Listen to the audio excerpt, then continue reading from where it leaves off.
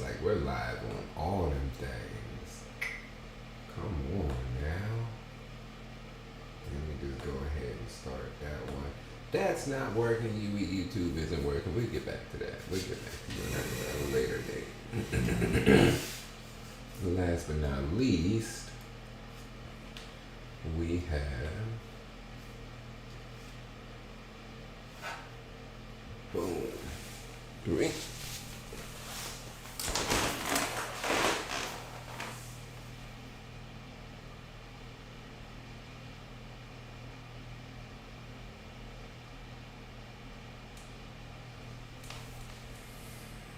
Peace and love, kings, queens, and gods. As I always say, come on in, invite a friend. Matter of fact, invite about 10. Because it's the Floating Yogi's Book Club brought to you by UE. And we about to go in. This week, we starting to dial. We starting to dial. It's just is what it is. And if you'd like to be part of the conversation, part of the discourse, I encourage you, sign up on the website, uedc.com, and on there you'll have access to all the fun things. You'll be able to be in the Zoom room for the discourse, for the book club, for virtual meditation. There's also a free class that's available. It's on pause at the moment, but it's coming back, and it's coming back full force. Maybe even at a new time. So, what else is there? Welcome. Come on in. Some of the people who help me be me, help me do what I do. We got my guy Yogi. He's part of the crew. He dropped that link in there for you, the link that you can sign up on the website, that you can be a part of the growth gang, that you can invite a friend. Matter of fact, you can invite about 10 and send them the link as well, and they can gain access to all the resources that's available on the UE website. Another one of the people who help me be me, help me do what I do. Like I said, we got my dude Yogi.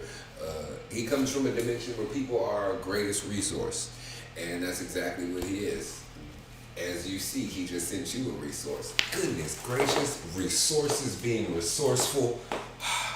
Look at the world. What's it coming to?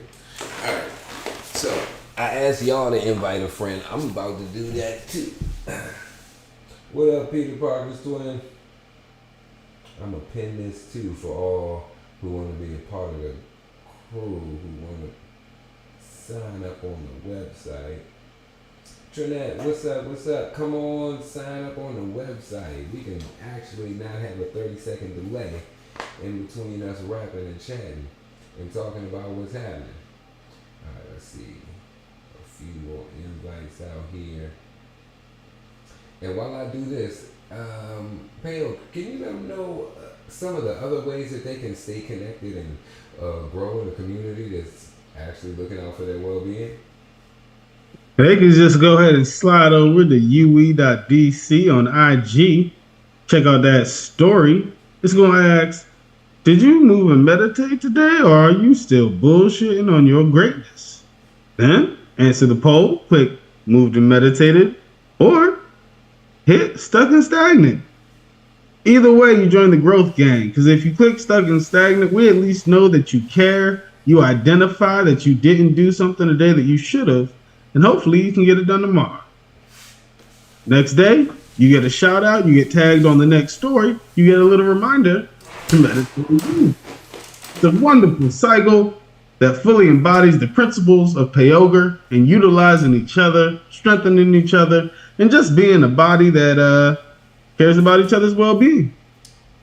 Well, there you go. That's exactly what the link is for, connecting to other people who care about their well-being, because growth happens together. We can go fast by ourselves, and there's definitely a ceiling, but we can go far together. And I'm trying to go a little bit far. What's happening outside this galaxy? But I don't know what's happening outside this galaxy, but I can tell you what's going on in this book in a few moments. Before we get there, I wanted to also mention two more partners. We have Sun and Moon Yoga in Arlington, Virginia, where we have the Ashtanga Mysore program, the movement portion of this wellness practice that we encourage people to have, so they're taking accountability for their physical well-being, their mental well-being, and their energetic as well. We have to do these little things each day so we become aware of what's going on within us and how we can actually affect things around us to create a better space. Like, come on. Anyway, apparently that's what this book is going to do. Because I haven't read the book. Tony loved the book. So, we about to bridge the gap. We about to both be on the same page and understand what's happening. I'm not gonna lie. I thought the book was gonna be a lot longer. I thought it was gonna be like 100 and some pages. Then I started seeing the jump. And if you haven't read it, it's not that many words on each page. Right. This is gonna be a rather swift read. Hey, what up, DJ Rez? Welcome, welcome, welcome. Good to see you, good to see you. We reading a little bit of the Tao. All right. So let's get the ball rolling.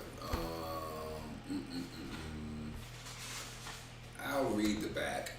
The Tao Te Ching is a series of meditations on the mysterious nature of the Tao, the way, the light, the very source of all existence. According to Lao Tzu, the name meaning the old master, the Tao is found where we would least expect it, not in the strong, but in the weak, not in the speech, but in the silence, not in the doing, but in the not doing. Whoa, don't. I'm with it. Compiled in China around 2,500 years ago, the Tao Te Ching is beloved by seekers all over the world. This edition is rendered in poetic language by Sam Torode based on blah, blah, blah, blah, blah, blah, blah, making this ancient work accessible to today's readers. Alright, so they juiced it up a little bit. I'm going to be honest, now I'm not a little bit fond of this book. I probably would have got another one. But, Tony, which one did you get?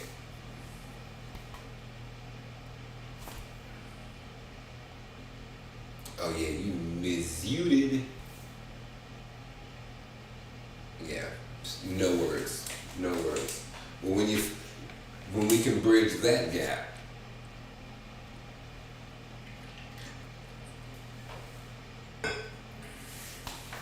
let me know. Alright, so hopefully we got some different variations. So if you have the book yourself and you got a different translation or whatever, it's like the Bible apparently, share, please. I would like to know. Alright, what is the Tao? The Tao that can be understood is not the eternal cosmic Tao. Just an idea that can be expressed in words is not the infinite idea. And yet this ineffable Tao is the source of all spirit and matter expressing itself. It is the mother of all created things. Not to desire material things is to know the freedom of spirituality, and to desire them is to suffer the limitations of matter. Okay. Yet these two things, matter and spirit, so different in nature, have the same origin. This unity is the mystery of the mysteries, and the gateway to spirituality. Okay. That told me nothing. Absolutely nothing. When you be talking about me, when you say that I be ratchet, or this is ratchet. What is it? Trifling. It's trifling. When you call me trifling, this is trifling. This is trifling right here. That's trifling. Yeah, that means you might get some. I like it. But I do like the concept of not to desire material things is to know the freedom of spirituality. I support those thoughts. A lot of like non-attachment and stuff. And to desire them is to suffer the limitations of matter, because it refixes. I'm going with our desires to something else. So now we're like, I need this. This is my sword. Okay, I'm rocking with it. And reading the back, it's giving me an idea that it's kind of like how they did Marcus Aurelius's meditations. It's kind of like that. A compilation of thoughts and perspectives that were written down in a certain time period. Not necessarily like a book. Anyway, moving forward. Opposites. I support these thoughts. Opposites. When beauty is the only masquerade, it's actually ugliness. And goodness, if it's not sincere, is not really goodness. I support these thoughts. Existence and non existence are incompatible. The difficult and the easy are mutually opposed. The long and the short, the high and the low, the loud and the soft, and before and the after are all opposites, which reveal the other. Okay, I'm rocking with it. The wise are not conspicuous in their actions or give too much talking. When troubles arise, they are not irritated. They produce but do not hoard. They act but expect no praise. They build but they do not dwell within. And because they do not dwell therein, they never depart. Okay, okay. Hey, what up, Puzzle Fit? Hey, welcome. We got the link to go and sign up and hop in the Zoom room because I know your response is going to be far more hilarious in person. I mean, in digital and in real time. So, hmm, I think knowing you would think the original was less trifling, and it's kind of different. Okay. Let me read chapter 2 to you. As soon as the beauty is known by the world as beautiful, it becomes ugly. As soon as virtue is being known as something good, it becomes evil. Therefore, being and non being give birth to each other. Difficult and easy accomplish each other. Long and short form each other. High and low distinguish each other. Sound and tone harmonize each other. Before and after follow each other as a sequence. Realizing this, the saint performs effortlessly according to the natural way without personal desire and practices the worldless teaching through one's deeds. The saint aspires the vitality of all lives without holding back. He nurtures all beings with no wish. He devotes all his energy, but has no intention to hold on to the merit. When success is achieved, he seeks no recognition. He, because he does not claim for the credit, hence he shall not lose it. What the hell version you got? I posted it. This is actually this is with.org. So Your video frozen. actually, the one I posted on taoism.net, and it's apparently the most. Let me read what it says. It's the most accurate. Oh, what is it? The above is the most accurate translation of the ancient Chinese classic available anywhere at any price, and we are glad to make it available free to download to anyone. Taoism.net, Tao Te Ching online translation. I already posted it in all the chats. No, I want to get the physical copy. I want it in my hands. What up, Like Char? I felt like first night, not too late, and I really think you would think the original was less trifling. That's far less trifling. Like you talk about opposites, and I'm like, you're reading. I'm like, I gotta let him know. I gotta let him know. Yeah, because this is ratchet. I want to. I don't even know what kind of they talking about. This was written from Dwight Goddard. Dang on it, Dwight. You. Okay. Yeah, Now I'm glad you let me read that. I like that. I like that one. I gotta get that in my hands. This little whack copy says the goodness is not. If it's goodness is not sincere, then it's not really goodness. I support those thoughts. If someone is not sincere with their actions, if they're just saying something just to be nice, just to avoid an uncomfortable situation, then that's not nice. No, that's nice. That's not good. What word? Yeah, let's go with that. That's not nice. Someone's just trying to appease you. That's not true goodness. That's the word they're using. That's nice. That's not true goodness. I was right with my edit. Welcome, welcome. Come on in, invite a friend. Matter of fact, invite about 10 because the Floating Yogi's book club is already going in. Brought to you by Yogi. We got Payoga in the building.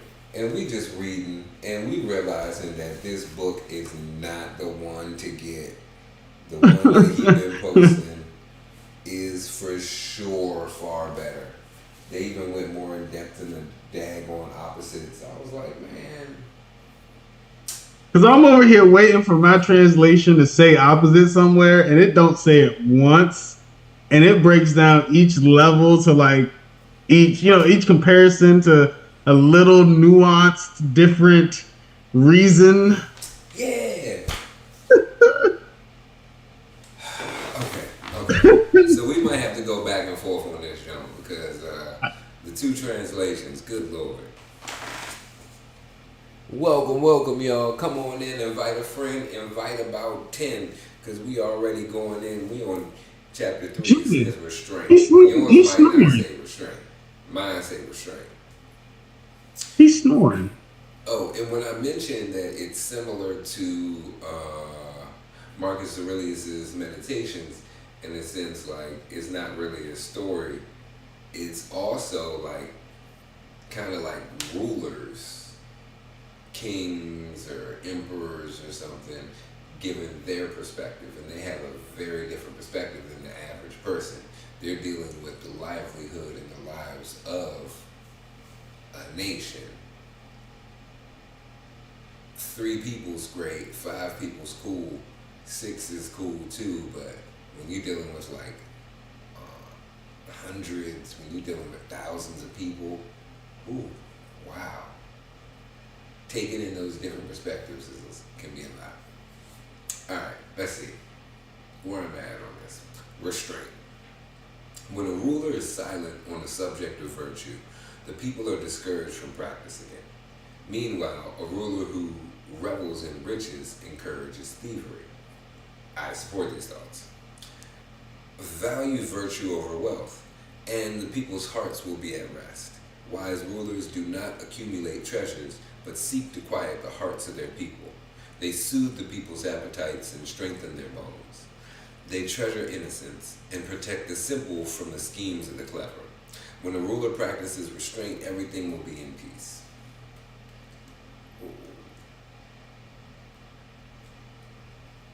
Yes, this is another one of those parallels.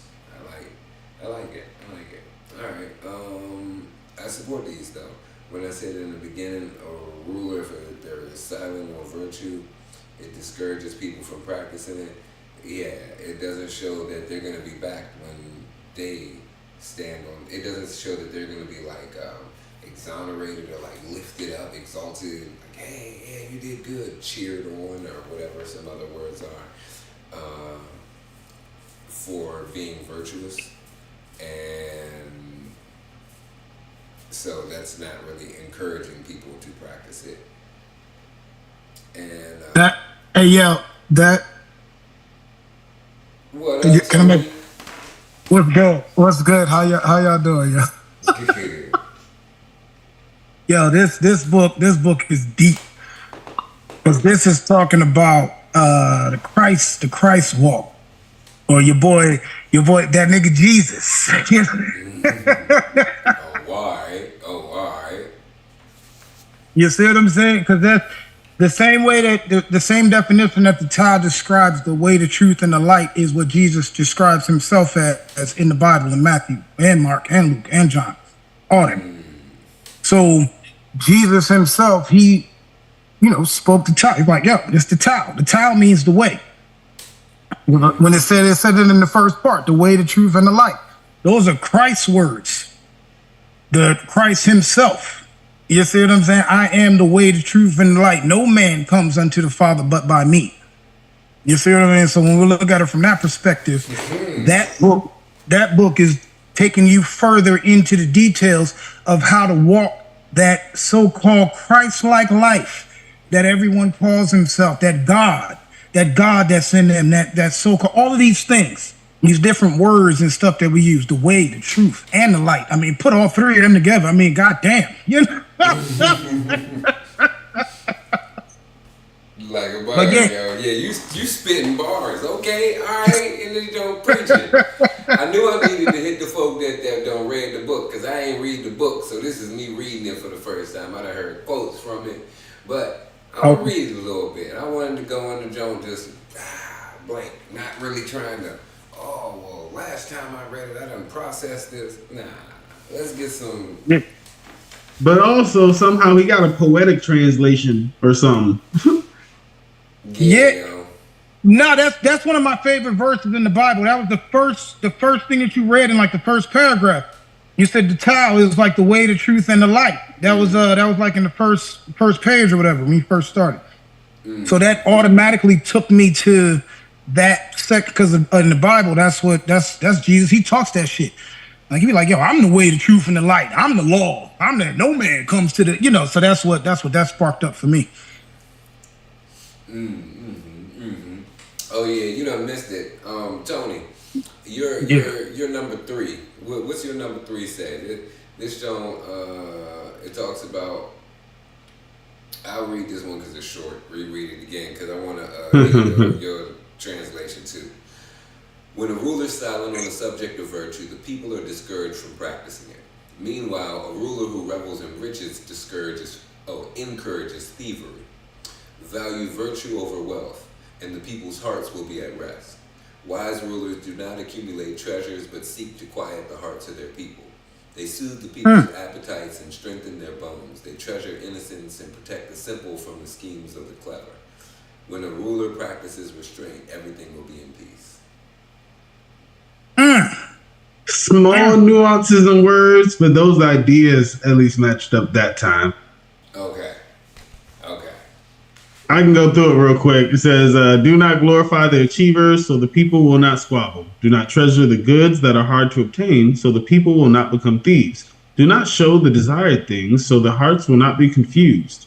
Thus the governance of the sage empties their hearts, fills their bellies, weakens their ambitions, strengthens their bones. Let the people have no cunning and no greed, so those who scheme will not dare to meddle. Act without contrivance, and nothing will be beyond control. Yeah. Man. So this one lines up better. Still lines up better. Yeah. And I like the difference in that one. Is the perspective in which they're speaking. This one is like when a ruler is silent on the subject of virtue, the people are. It gives you a clear-cut ruler, a clear-cut person, and a clear-cut subject. And yours is more so like, do not glorify the achievers, so the people will not squabble. It's just speaking. How to talk, how to handle people, how to govern as opposed to how to rule. And it's like talking to people as opposed to this is creating two separate. They're not separate because it's like subjects and rulers, but it's got them grouped together in two separate like entities. It's interesting. I like yours. Okay, I'm gonna keep it up. You with it? You rocking with it? I'm with it. I love it. Okay. The eternal Tao. The Tao seems empty, yet it's never exhausted. Oh, it is profound. It existed before anything. It dulls its own sharpness, breaks its own bonds, dims its own brightness, identifies with its own dust. Oh, it's peaceful. It's infinite, eternal. No one knows from where it came. It is older than the gods. That tells me nothing at all. Wait, hold up. It lets you know it's talking about the ether, as opposed to anything man-made. Yes. Talk about the ethers. I'm telling you, man. What's your translation say? Let me do mine, Tony, real quick. Let me do mine. It's a short chapter, and it pretty much says the same. Actually, it doesn't say the same. It is Okay. different because yours is saying it unravels itself, while mine is saying it does. It just does it. It doesn't identify it as a self-inflicting. Anyway, chapter 4. The Tao is empty. When utilized, it is not filled up. So deep. It seems to be the source of all things. It blunts the sharpness, unravels the knots, dims the glare, mixes the dusts. So indistinct, it seems to exist. I do not know whose offspring it is. Its image is the predecessor of the emperor. God damn.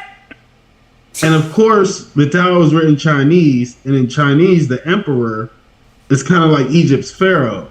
So anything that precedes the emperor precedes God in a sense. It's saying the Tao is greater than we can all be gods. We can all have stars shine in us. We can all have the way in us, and it's going to flow. But we need to connect first to that star, to the infinite, to the source, to the creation before we can get to the part of the book that tells us we're a part of it. Well, so it's, oh, man, this y'all blowing my mind. I'm telling you, this is my favorite book. This is my favorite book, yo. Hey, Let's go. yo. So yeah, okay. All right, because look, I'm trying to figure this out too, because this is because I've been reading this book for a little minute, and along with a whole bunch of other books. So you got the way, the truth, and the light. Then you got this. They don't know where it comes from. What was that section of it? They said they don't know where it comes from. They don't know what it is. Which one? I don't remember if that was the first passage or the second one. It seems But it's like never exhausted. it doesn't get tired. For me, it's the very second verse. The name that can be named is not the eternal name. Right, right. The origin, yeah. Okay, so in the Bible, it says the peace that passes all understanding, right? So what you just said, the name that you can say that it is, that's not it. Yep. If you can, it's like one of those concepts you got to see with your third eye. Right. I think everybody that's listening to this book club and that knows us knows and understands that there are some things that can't really be expressed, but you understand. You know what I'm talking about, isn't it? Everybody who meditates understands that there are things that cannot be expressed, but are yet understood. Son, it's known. It is known. You know what I'm saying? That, oh, man. This, because, oh, God, I'm sorry. Yeah, I was just saying, I support these thoughts. There are things that they're experiences, and that's the difference between existential knowledge that we've accumulated from an actual experience, and just blanket intellectual knowledge, something that you've accumulated from like reading a book or having a conversation with someone. Like it wasn't an actual experience, or imagining something in our heads. That's another one I do quite frequently. It's a great time up there. Or in there. You know what I find funny though is I don't think I've had a problem with arrogance. And so because I'm a humble person, it's easy for me to take on other perspectives. For people who can't, something like the Tao is a very hard book because it's about the nature of reality. Yeah. Which a lot of it is an oxymoron or a lie. It's like, hey, I'm gonna make you think it's this so you can have something to make you feel comfortable, but it's not this at all. Once you go deep enough, it's like, oh I'm not 100% sure, but I'm pretty sure this is the book that I got. That I got the metaphor of the teacher pointing to the moon, trying to get the student to look at the moon, but the student ends up just looking at the teacher's finger. Mm, let us see. Ooh, I can see that. The teachings kind of fit. The earth and the stars do not take sides. They are impartial.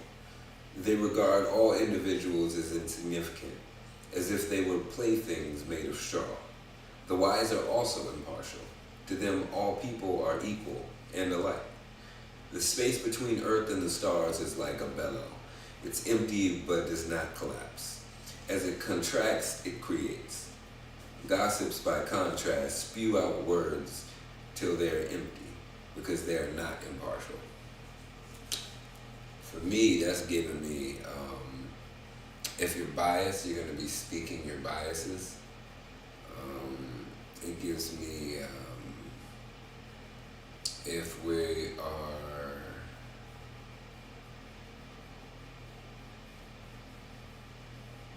the earth and the stars, the things that happen on earth and the meanings behind them, see us as little playthings. We don't really matter. We can do whatever. Whatever happens to us happens to us. Just a little pawn in their game.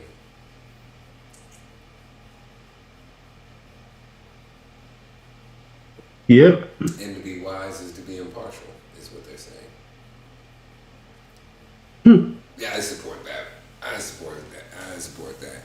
Having your biases are gonna. It's not saying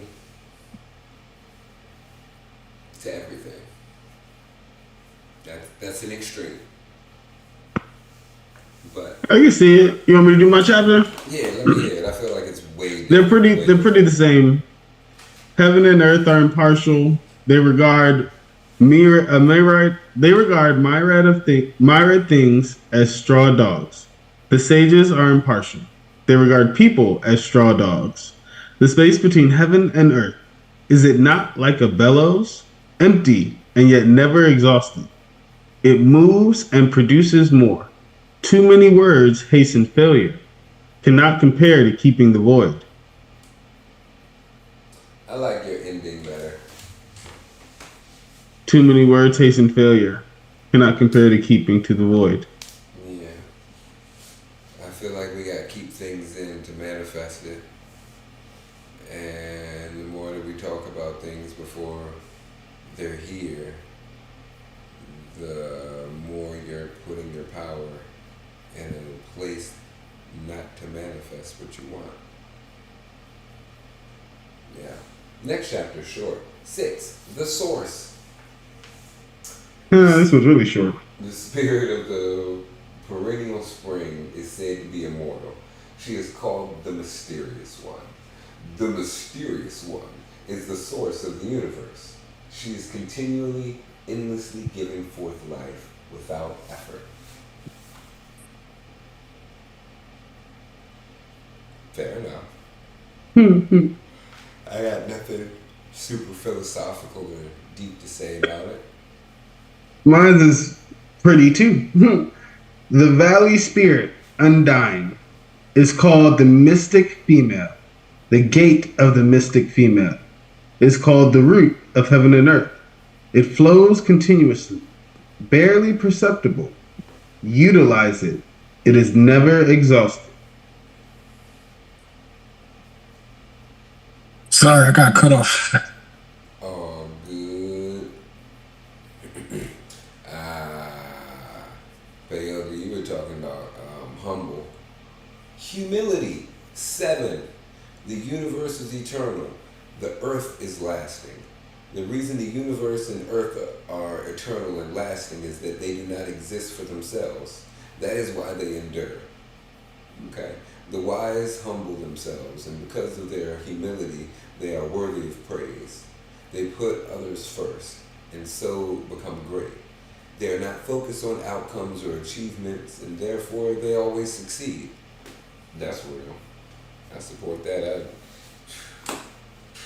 So wait. It said they're not. It's not concerned with outcomes or achievements. It just it. So wait. You say it gives for others. It has no concern for himself. I Just get gives for that. others. I can give you examples of that because I do it all the time. It creates win-win situations when you're helping others achieve things because no matter what, there's progress that can be celebrated. And imagine somebody gives you a crappy gift, you wouldn't be like, "Oh, thanks, A for effort." But if you're helping somebody else with their passion, if your energy is being used selflessly, like truly, yeah, it creates a win-win situation. Like I feel that heavy.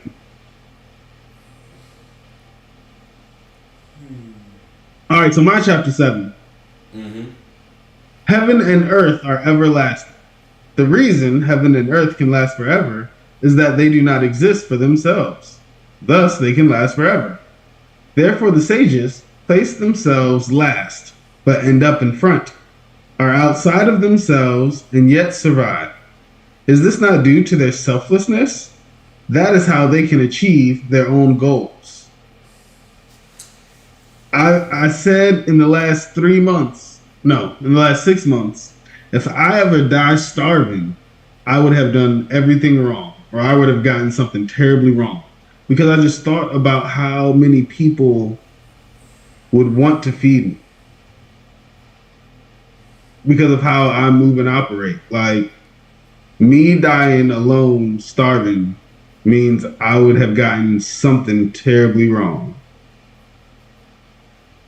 Fair enough. So so that last part really spoke to me. It was like, are they outside of themselves and yet survive? Like I literally survived because of the help of my friends and people, and I say I'm a good dad because of the help of everybody that gives me any type of encouragement. I feel that. And they're not focused on outcome or achievements, therefore they always succeed, is what mine says. It's slightly different from yours, but I like yours better, yet again. But the concept of not being focused on outcomes or achievements is more so about getting lost in the process. That's how I see it. That's how I see it. It's like you can get lost in the process because you're not worried about exactly how it happens. You're understanding the mechanics of things, the physics of things, just the cycles, the flows, and how to manipulate it. How one little thing or change can make such a huge shift in the end. Mm-hmm. And That's heaven and earth being eternal and lasting, they endure because they're not for us. I mean, because they're not for themselves. That reads because apparently earth is for us to, have experiences and whatnot, and heaven's for where we're supposed to go after. So they're not there for themselves, they're there for us. so. Can I add a perspective that just popped up to me just now? Please and thank you. So, because I'm sitting, because when I first heard that was crazy too. They do not live for themselves, right? So, knowing the connection between the spiritual and the physical, how you call things out of the spiritual to manifest themselves into the physical, they don't live for themselves because the spiritual is not the same as the physical, and the physical is not the same as the spiritual. But you are in the center of both of them. So it's like that. This is like literally just because it's like if you speak your affirmations, be like, all right, I am powerful, I am abundant, I'm abundant, I'm abundant, I'm abundant, and then your physical manifests abundance in a certain type of way, and based on the detail of your thought, words, and actions in that manifestation or in that process, falling in love with the process, or not caring what the results are, depend or will determine your how grand or magnificent your manifestation is. It seems.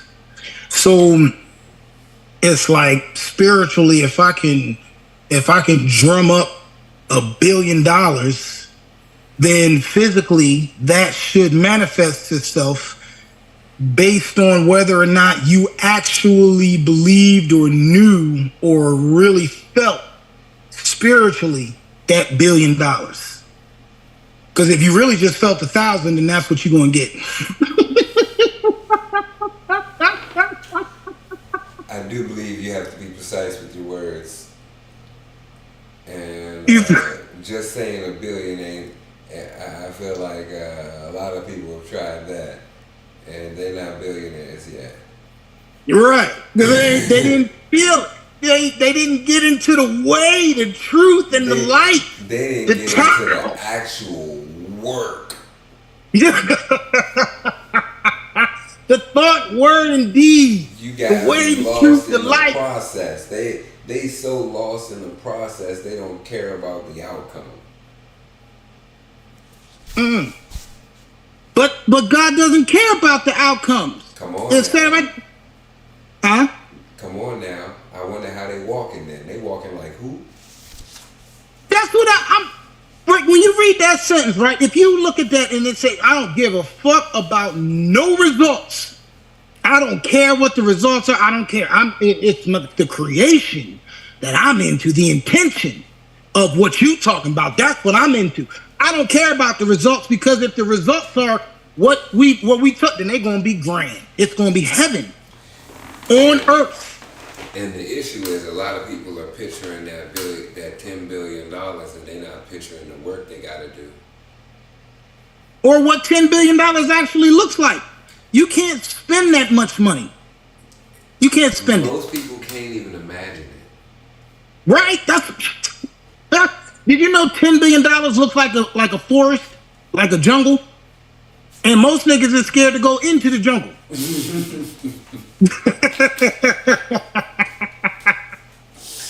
Oh my goodness. You're like, oh shit, there's animals in there. Let's see what we get. Oh snap. Alright, we got a couple more. We're gonna do a couple more. Goodness. I like. True goodness is like water. It nurtures everything and harms nothing. Like water, it ever seeks the lowest place, that place that all others avoid. This is the way of the Tao. For the dwelling, it chooses a quiet meadow. For a heart, a circling eddy. In generosity, it is kind. In speech, it is sincere. In power, it is order. In action, it is gentle. In movement, it is rhythm. Because it is always peaceable, it soothes and refreshes. I feel like this was super poetic and far off.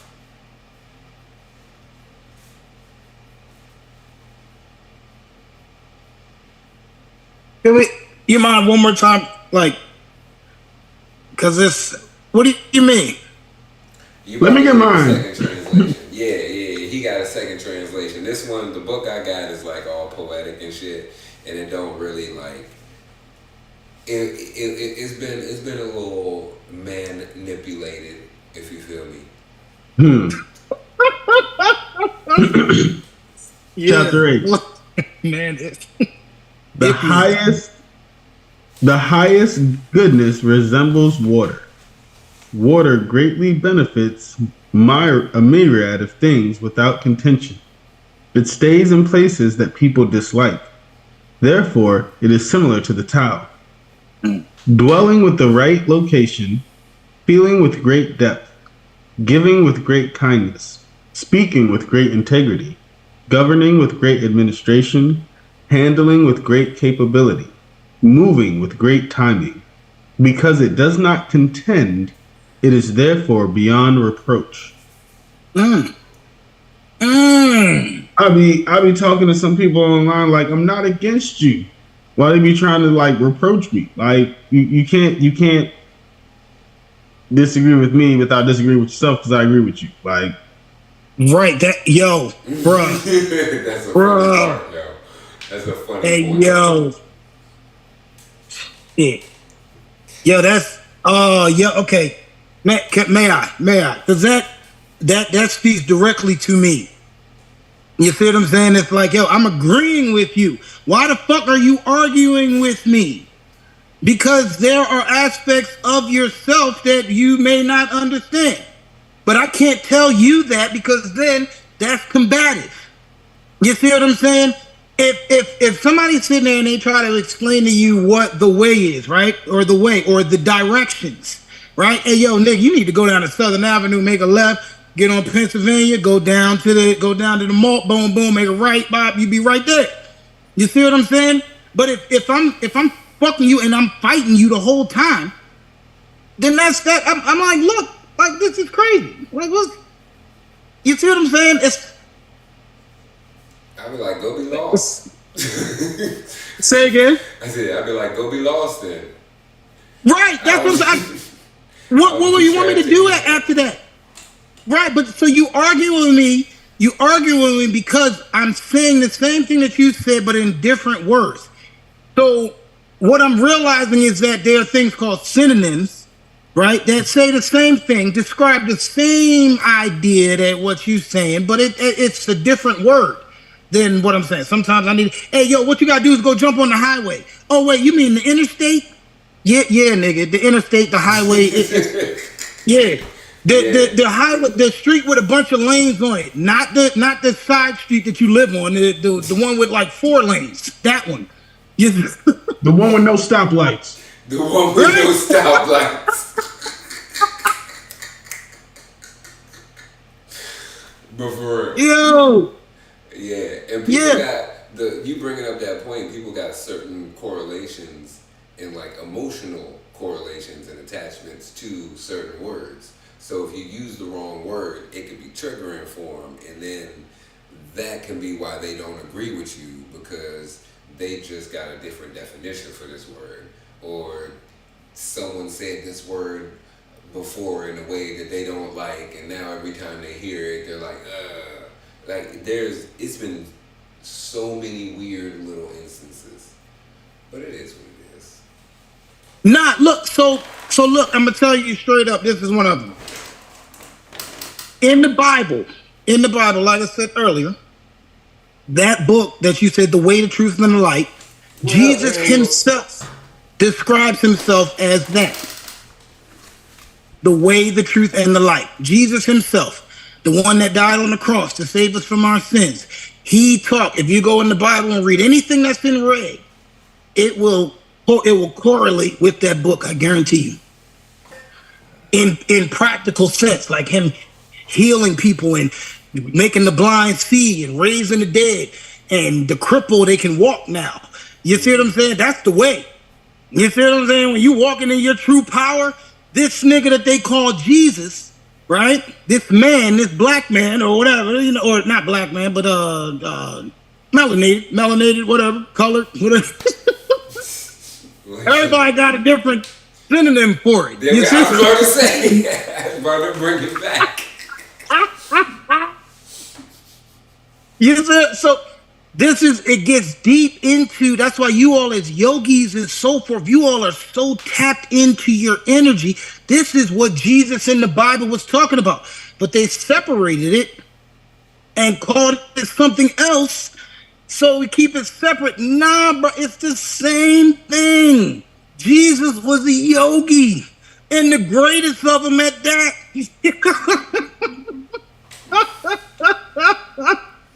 I mean, I sit and watch y'all do what y'all do.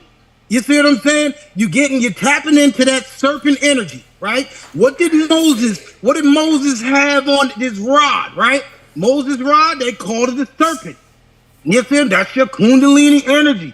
All right there in the Bible, in your the 2 serpents wrapped around. What did Moses' serpents do? Swallowed up the other serpents. You see?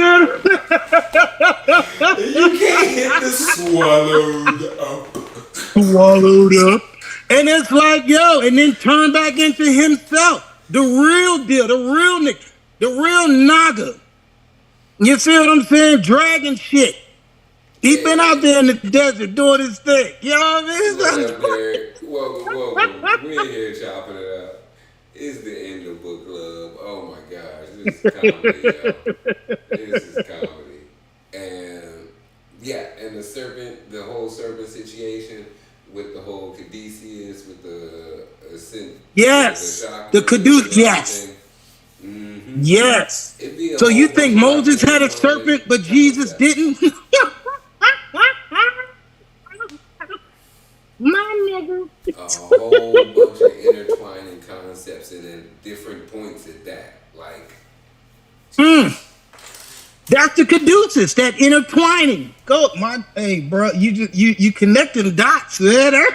hey, that's what I do. That's what I do. I be trying to tell people to come through, to invite a friend, to let people know about what UE's doing, about the mission, urban yogic wellness and education. All the partners have all got something to add, some little bit of value to help make the whole situation better, the whole pot sweeter. Welcome, welcome. And yeah, okay, we gonna cut it. We gonna cut it. We going over. I gotta hope to get to sleep tonight. We gonna see how it works. It's been binning. It's been binning. But yeah, we started the book. It is what it is. I'm excited for it. Yeah. Come back. What we got? Monday, Tuesday night. We got the Floating Yogis Book Club at 9 p.m. We're gonna rock with this time for a little bit. See how vibes, who we can get on board, who's vibing with us, who's growing with us. We got Thursday midday mind right, 12 o'clock. 30 minutes just to take a quick break from the day, to tap in, close all the apps, get back to whatever we got to get back to with a fresh set of mind, with a fresh mind space. Welcome, everybody, y'all scrolling in now, huh? I'd like to thank Lifeform, I'd like to thank Yui, I'd like to thank Payoga, Tony, thanks for coming through, everybody who was a part, everybody who's helping us grow, who's here on this mission, because you know what? I'm getting lost in the process. With that being said, we out, socials.